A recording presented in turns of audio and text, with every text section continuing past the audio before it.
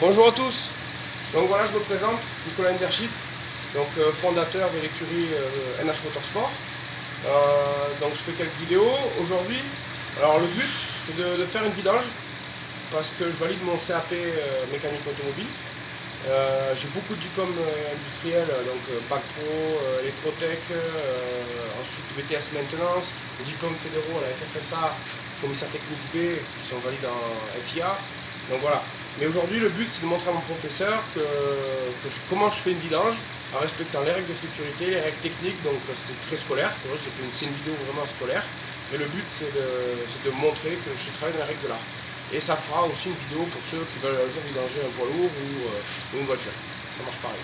Donc je vais vous. Alors la première note, c'était de tenir compte de la sécurité. Alors la sécurité, déjà on commence par le travail avec les manches longues, des gants pour l'huile et les pénétrations d'huile dans le corps, des chaussures de sécurité, voilà, aux normes. Voilà. Alors ensuite on va continuer sur la sécurité. Donc je vais faire sur un camion qui est sur une fosse.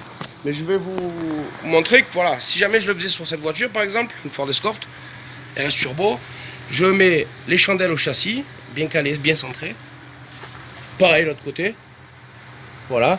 Et le cric toujours un petit peu en appui, sans pression, mais histoire d'avoir une sécurité. Là elle est sur 3 points, les roues arrière sont posées, il n'y a pas de problème de sécurité pour aller dessous et vidanger. Voilà, alors là ce que j'ai fait, c'est que j'ai fait pour le moment tourner le camion pour que l'huile soit chaude.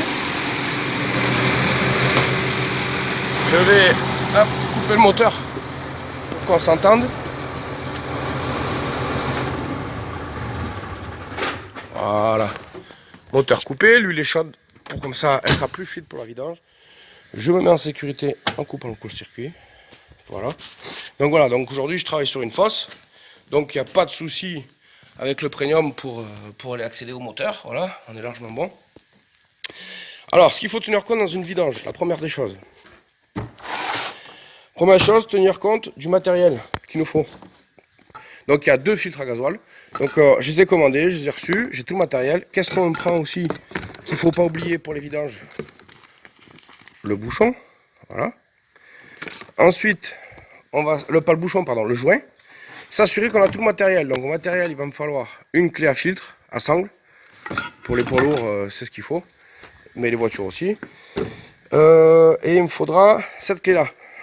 Une clé BTR que je monte sur un cliquet pour dévisser mes bouchons de vidange. Voilà, vidange. Donc, ensuite, donc ça c'est niveau technique, on a bien commandé les bons filtres, on a le joint, on a les outils. On s'assure d'avoir les outils parce que si jamais on commence qu'on n'a pas les outils. Dans les outils, je suis allé acheter exprès un bel entonnoir avec un bac de vidange de 18 litres. J'ai aussi des bacs là-bas qui serviront à compléter parce que c'est 32 litres qu'il faut vidanger. Donc du coup, on aura celui-là et celui-là pour compléter. Et après, je mettrai l'huile dans le bidon d'origine pour l'amener au récupérateur. Ensuite, commander la bonne huile. Donc moi, je prends de la Yako, c'est la 1540 sur un camion. Et donc, je m'assure d'avoir la bonne qualité d'huile. Donc moi, c'était de l'ACE A3B4, c'est la bonne, avec recommandé Renault Truck, donc c'est bon. Voilà, ça serait une voiture, c'est exactement le même travail. Il faut regarder si on a le bon matériel, la bonne huile, les bons litrages. Donc moi, il me faut 32 litres parce qu'il y a 4 litres dans les filtres. Et donc 32 litres, donc j'ai pris 20 et 30 et 2 avec mon bidon de 5. Voilà. Donc on a la bonne huile, on a les bons outils, le filtre à huile, la clé. On est en sécurité, on a mis les gants, le matériel qu'il nous faut, on a tout ce qu'il nous faut. Je vais mettre en pause, je vais essayer d'aller dessous pour me préparer avec tous les outils, dévisser les filtres et attaquer la vidange. Voilà, à tout de suite. Bon, nous revoilà sous le moteur du Premium. Donc, j'ai enlevé le carter moteur, le protège-carter, on va dire en plastique, qui sert à ne pas polluer. Je l'ai enlevé et maintenant on va procéder à sa vidange. Alors voilà. Alors l'envie. Alors un petit coup. Ça fait jamais mal. Mécanique pour lourd.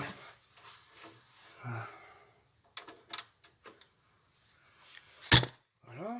Alors on met le bac en bas. J'ai mis un petit tabouret pour être à hauteur. Et je pense que ça va quand même éclabousser un peu. Ouais, il faut les outils surveiller, mais bon, pas tous payer. Voilà. Voilà, j'ai bien fait de mettre les gants. Et bien l'équipe, bien non. L'avantage, donc là, pour éviter de se faire déborder,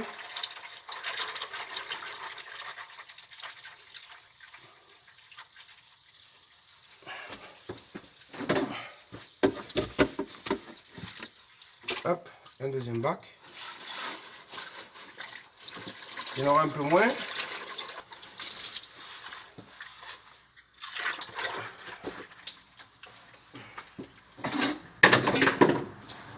Voilà.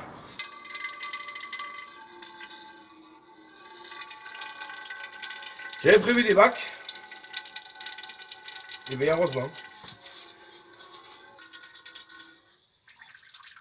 Mettre ça là-dedans.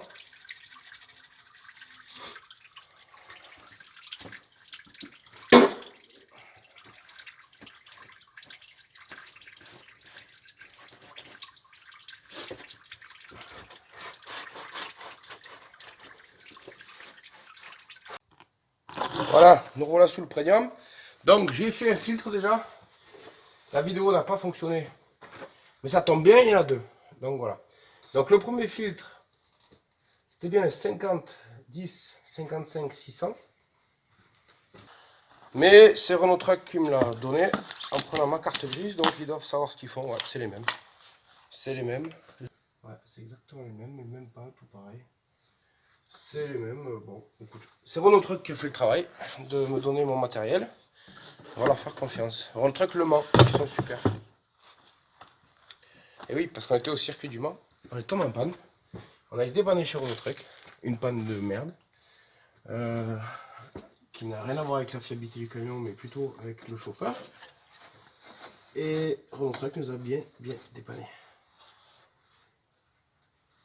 Alors voilà, je mets la clé. Donc là, la première, je l'ai faite, j'ai pas pu filmer, donc je vais vous montrer ça bien sur celle-là. On met ça sangle bien, on tend tout ça, on met en appui et on tourne. Voilà.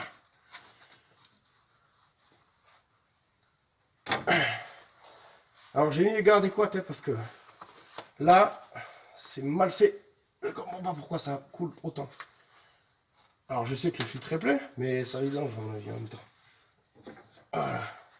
On devrait tenir la main. Et non, ça force encore.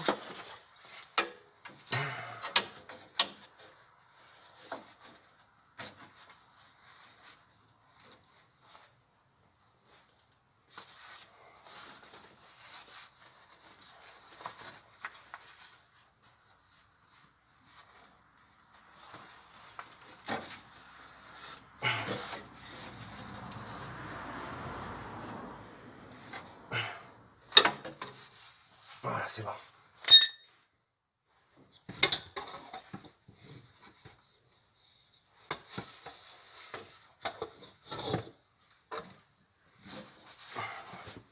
On revérifie. Là.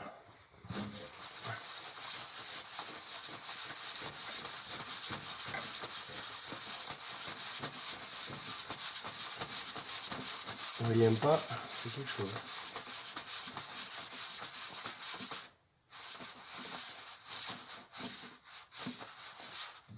Et voilà. Ah mais non, mais vu que j'avais ouvert le deuxième,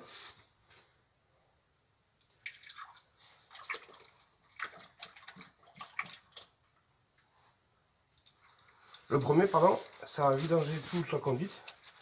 Donc on n'a pas eu de douche sur celui-là. Super. Pas de douche. C'est que ça coule le long du filtre, c'est vraiment dégueulasse quoi.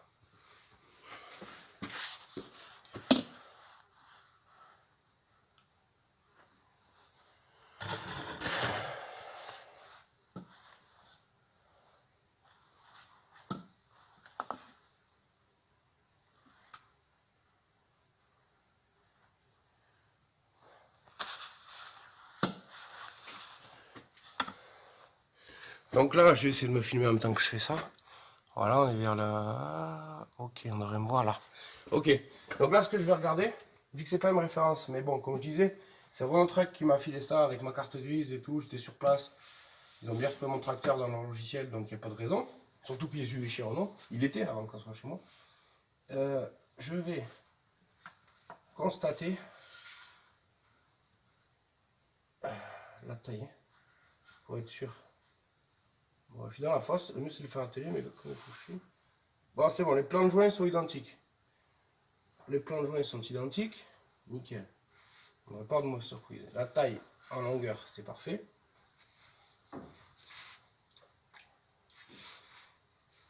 Ok. Je le pose à côté pour pas en foutre partout. Hop, là. Ok, j'avais pris pas mal de chiffons. Donc on a la bonne longueur, le même pas, le même nombre de trous, la même longueur. Bon voilà, nous revoilà sur la vidange. Donc j'ai monté le premier filtre et je monte la caméra coupée, donc je remets la scène du deuxième. Alors à savoir, c'est un poids lourd. Sur les véhicules, c'est pas nécessaire, mais sur un poids lourd, on remplit le filtre en entier. On le remplit là, j'ai mis 2 litres d'huile fraîche là, toute neuve. Je vais remettre ça à sa place. Voilà, on fait attention que ça prenne bien. Voilà.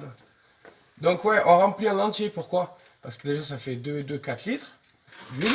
Et quand on va démarrer, la pompe à huile, la pompe là-dedans.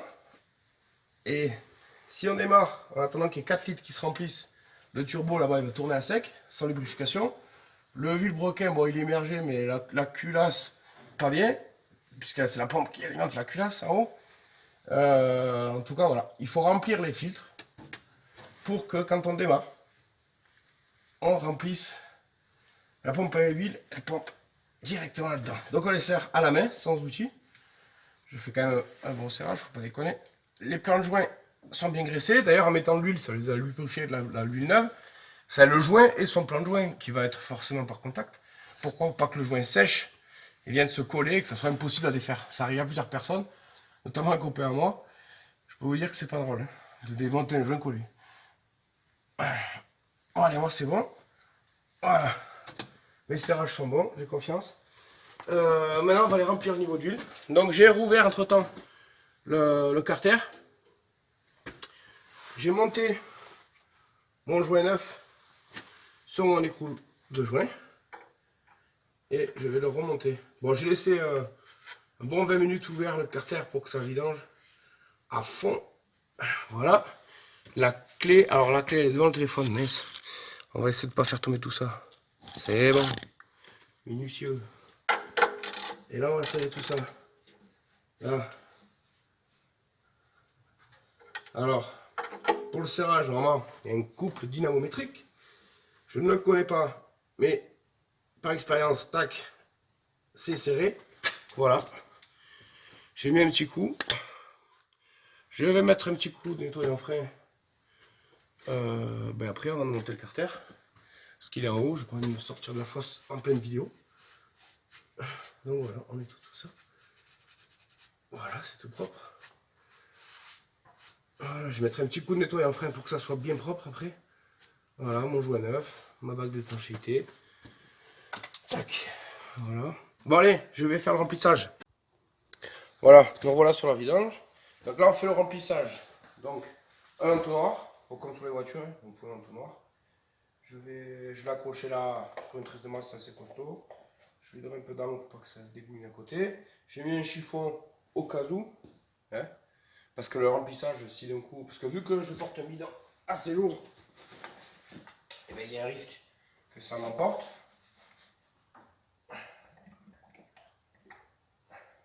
Voilà. Voilà, c'est ce que je craignais. Vous voyez, ça déborde là. Pourquoi? Parce que le débit est trop rapide. On va prendre le temps.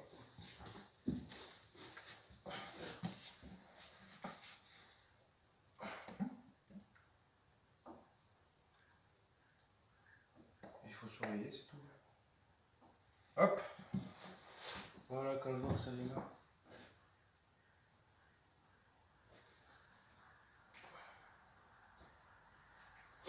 Je vais prendre encore des chiffons. Allez, on continue pour 20 litres.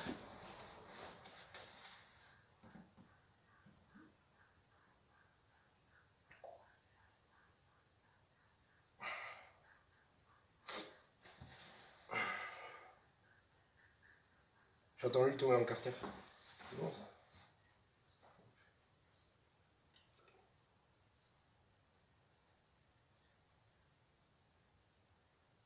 Hop. Il faut surveiller. Alors sur une voiture, c'est plus simple, on prend des bidons de 5 litres, on ouvre le bouchon, on le met de côté avec le bec verseur et jamais de problème. Sur un polo, voilà quoi.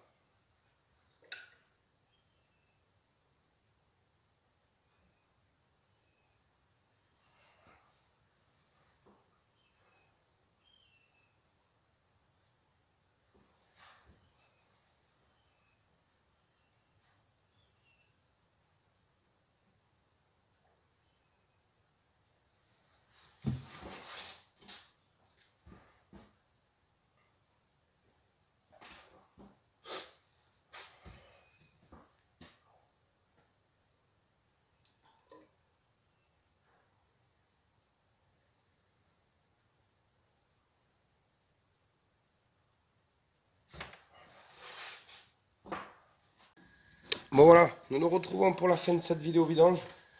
Comme je disais au tout début, donc pour la validation de mon CAP, même si j'ai beaucoup d'autres diplômes niveau BTS industriel et des diplômes fédéraux et tout ça. Mais voilà, pour facturer les prestations, il me fallait le CAP. Donc ça je fais. Donc on finit de contrôler. Donc on finit toujours une opération technique par un contrôle. Un essai-mesure comme on dit. Donc là voilà, on est pile poil au deuxième barrette. Pile poil. Et de toute façon quand on met les contenances préconisées par le constructeur, ça peut que bien se passer comme ça. Je viens de leur démarrer entre deux montages vidéo pour faire circuler l'huile dans les conduits. Donc on est tout beau. C'est parfait. L'huile est propre, tout est bien vidangé. Mon camion est tout propre. Oui, parce que c'est mon camion, c'est pas le camion de quelqu'un. C'est le mien. Voilà, ça c'est fait. Donc voilà, le prégnant est prêt. Bah écoute, j'espère que cette vidéo vous a plu, que mes professeurs ont apprécié la qualité de mon travail et pourront remettre un avis sur mon travail. Je vous remercie à tous et à plus.